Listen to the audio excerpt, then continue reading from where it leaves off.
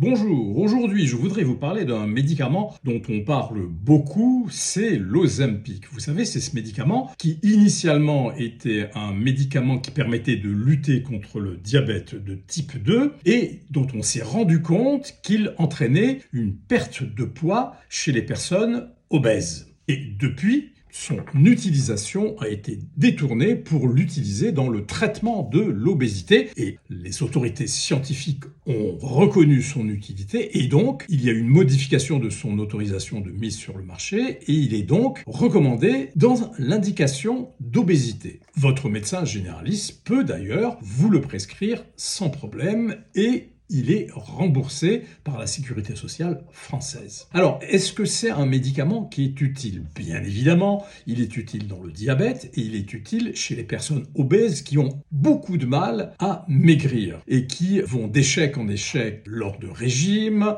qui n'ont pas la volonté de faire un régime. Ce médicament est spectaculaire, c'est-à-dire qu'il entraîne très rapidement 10% de perte de poids. Bien sûr, maigrir, c'est bon pour la santé parce que vous diminuez la charge au niveau de votre cœur, vous diminuez la charge au niveau de vos artères, vous diminuez la charge au niveau de vos articulations et vous allez être moins essoufflé, vous allez vous sentir mieux et vous allez avoir moins mal à vos articulations si vous avez de l'arthrose de hanche ou de l'arthrose du genou. Mais il y a un mais, il faut faire très attention à cette perte de poids, car vous savez, les régimes amaigrissants comme les médicaments amaigrissants entraînent non seulement une perte de la masse grasse, mais aussi une perte de la masse maigre, une perte musculaire. Et donc, il faut être très méfiant car la perte de muscle, et cela a été montré très récemment par une équipe de l'Utah chez les souris, qui a démontré qu'il y avait eu 10% de perte de masse maigre chez la souris, et notamment une perte au niveau du foie, de la masse hépatique, et perte au niveau de certains muscles. Ces résultats ne sont pas forcément transposables chez l'homme, mais on sait, comme je vous l'ai dit, que la perte de gras s'accompagnait de la perte de muscle. Et là, il faut faire très attention parce que j'ai vu un certain nombre de patients